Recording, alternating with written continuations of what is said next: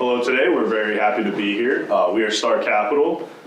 Larry, great to see you again. John and Sheila, we love visiting you guys down at the industry trade show down in Florida. And we're excited to share our strategy recommendation with you all today. So first I'm going to jump right into the agenda. We're going to look over a firm history of Star Capital, who we are, and what kind of deals we've done in the past. We're going to jump into a fair value analysis of the company at the time. We're going to jump into some of the cost structure stuff you guys told us about, and we're going to look at how to best present that to a buyer. We're going to look into current and potential offers you currently have. We're going to look at alternatives that our strategy team decided on. We're going to look at our final recommendation to you guys. And then we're also going to jump into the appendix at the end. And you guys will have that in the back of your supporting material we passed out. So kind of jumping straight into our deal team. Here's our senior deal team. I'm Evan Welsh. I'm a founder and managing director here at Star Capital. And one of the big things about us is between us four, we have 20 years of average experience in the investment banking firm. So I'll pass it over to Adam, who is my co-founder. Thanks, Evan. Hi, everyone. My name is Adam Shah. I'm a founder and managing director here at Star Capital, and my specialties lie in the consumer and technology industries. Hi everyone, my name is Owen Hernan. I am also a managing director here, and I also specialize in the consumer and technology industries. My name's Sam Holt. I'm also managing director here, and I specialize in consumer, retail services, and technology industries. So one of the big things I want to stress to you guys is... Out of curiosity, any of you focus on industrials? Not directly. Yeah. So between us four, this is the deal team that you'll have through and through for the process. We'll be here from today until we close this deal with you guys. So jumping into some of our deal history we've had. So we've worked with Acrylic Design Associates as their sell-side advisor in when they were acquired by Stepstone Capital Partners. So we do have some experience working with Stepstone Capital, and we know how they operate.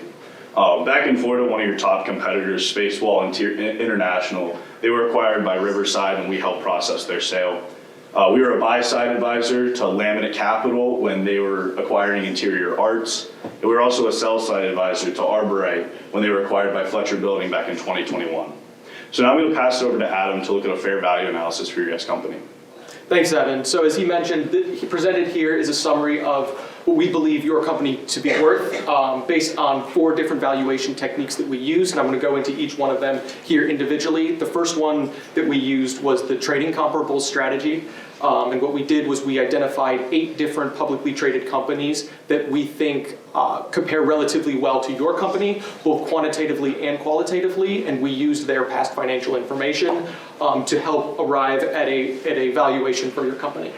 The second valuation technique that we used is transaction comparables. We identified 20 different precedent transactions in your industry that we think are relevant enough to help value your company. Given that we all here are looking for some sort of transaction, we thought that transaction comparables would be a good technique to use. So those were the 2 relative valuation techniques we utilized, and now on to the 2 intrinsic. If I can interrupt, is this enterprise value or some other value? This is equity value. Okay. Yeah, presented here is equity value. And then now on to the 2 intrinsic valuation techniques. So just to clarify that, if this is equity value, how do I get to enterprise value? Tell me how I get to enterprise value off of these numbers. We add back net debt. Okay. And remind me, I'm forgetting the balance sheet because I'm a lazy board member. If you're a board member, you certainly can't be lazy. He definitely is. I think these numbers are an enterprise value that we have here, all 4 of them. Okay. Oh, so it's actually enterprise value. Yeah, it's enterprise value. Got it. Oh, okay. Yeah. Got it. Thank you.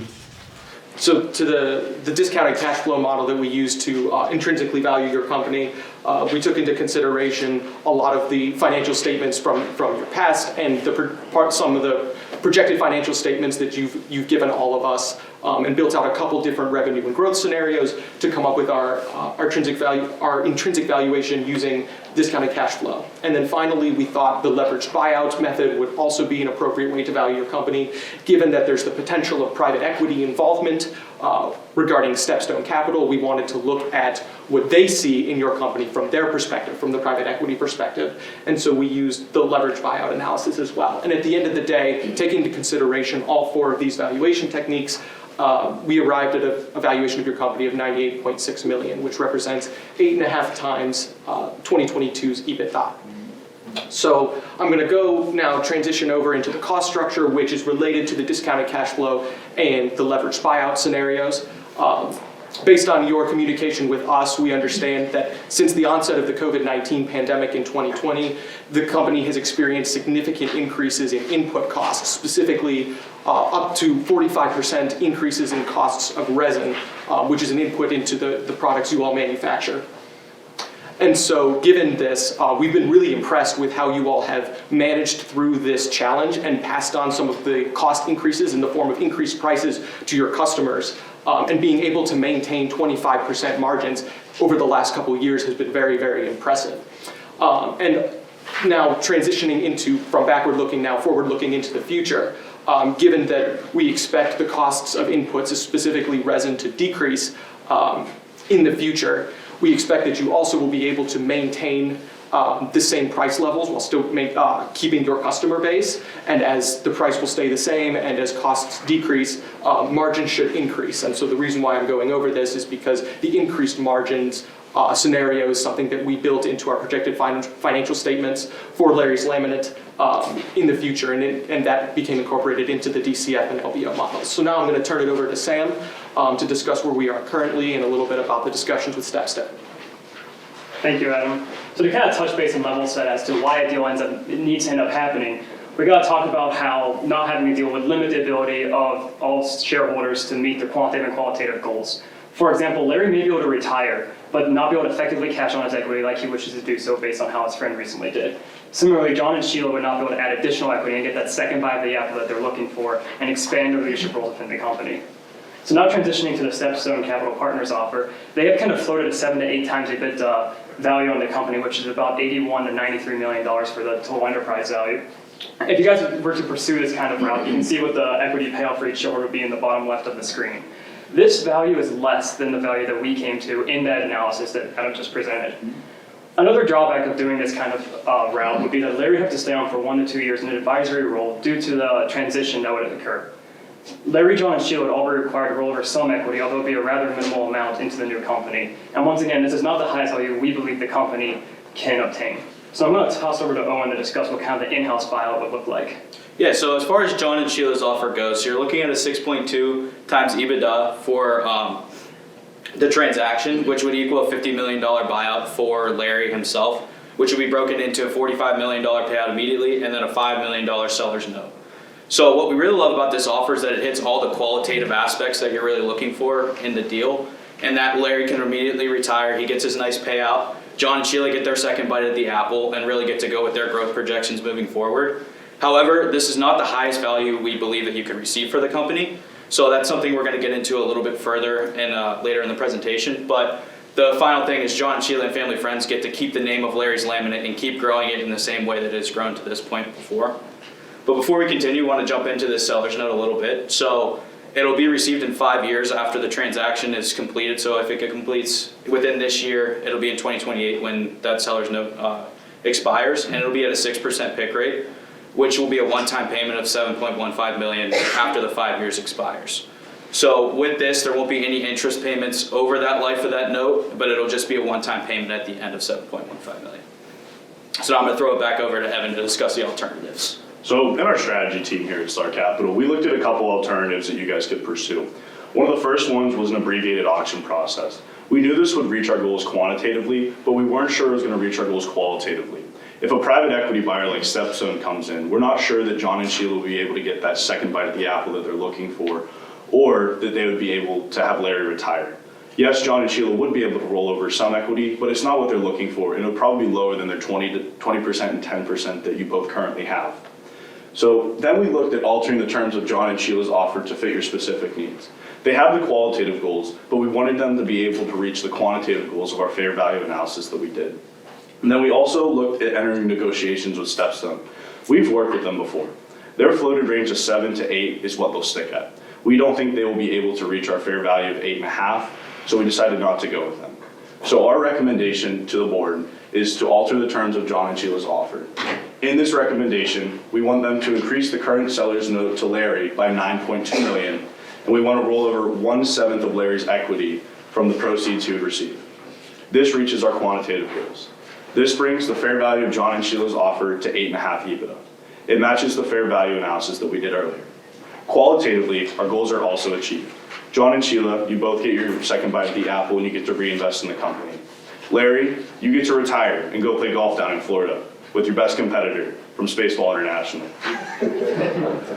And finally, Larry's laminate is in good hands. John and Sheila have been with the company and they'll be the ones there for the employees. They've helped grow the brand so far and they'll continue doing so. Larry's laminate will have a place in the market forever and Larry's legacy will be laminated. So kind of jumping into the seller's note. So jumping into the seller's note, it adds $9.2 million. It will be the same terms as the balloon note that we were presented. So it'll go from $5 million to $14.2 million. And in 5 years from the date this transaction occurs, it'll be a $20.3 million payout for Larry. So on the right is the equity distribution that you'll see. Larry, with that 1/7 rollover, you'll own 15.3% of the company.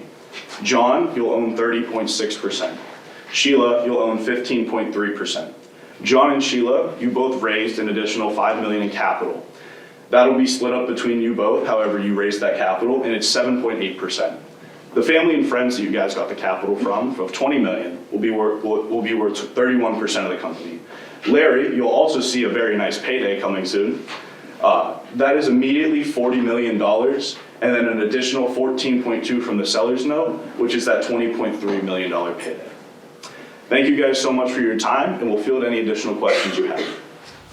I'm Larry's father. Hi. Can you Larry tell me- Senior. Can you tell me how much cash Larry's gonna get pre-tax at closing? So currently, if the tax rate's at about 20, Assuming we follow, that my son follows your recommendation. yeah, assuming he follows the recommendation, he's looking at a $40 million payout directly at closing. So that'll be around $30 million payout immediately. And then that balloon note over time will be $20 million in the future. So that'll be about $15 million. That's assuming a 25% tax rate, which may be different. No, I didn't, I'm not talking about tax, pre-tax. Oh, pre-tax, he'll get $40 million directly at the payout date. And then he'll have that 14.2 million seller's note, which will be 20.3 million in 2028 when it cashes out. How are you planning on, I'm just looking at your LBO model, so you have EBITDA and you're taking out interest expense, that's great, that gets you a free cash flow per your model, but you're not including amortization and you're not including, so when I look at 2028, how the hell are we gonna pay down the seller note? So the company is able to pay off its debt very quickly. One thing we ran into when creating the LBO model specifically for your company is it has really strong cash flows and it's able to pay down its debt really effectively.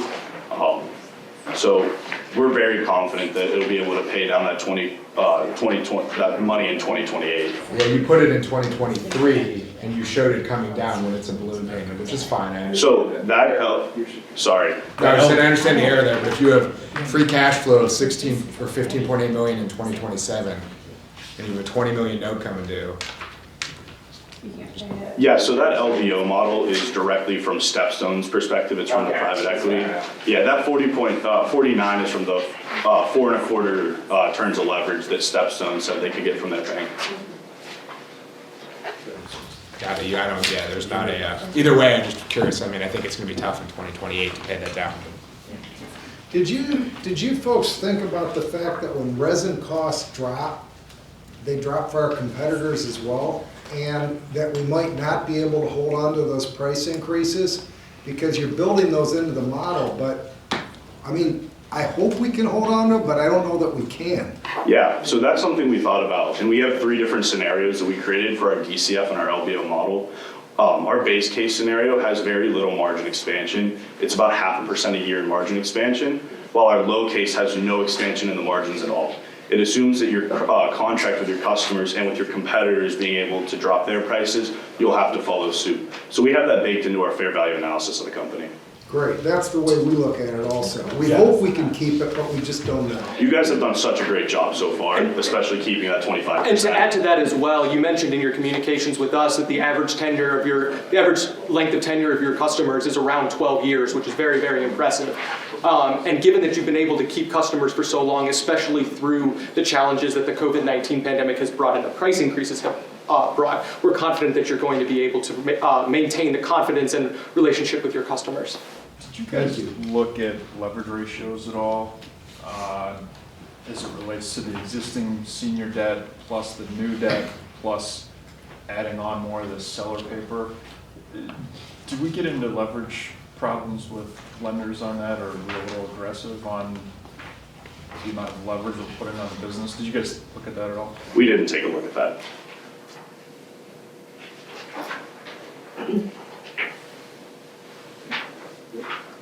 Well, any more questions? We have one more minute if anyone has anything. Well, thanks for coming in today. We really appreciate it. Thank you for Yeah, your time. thank you guys so much.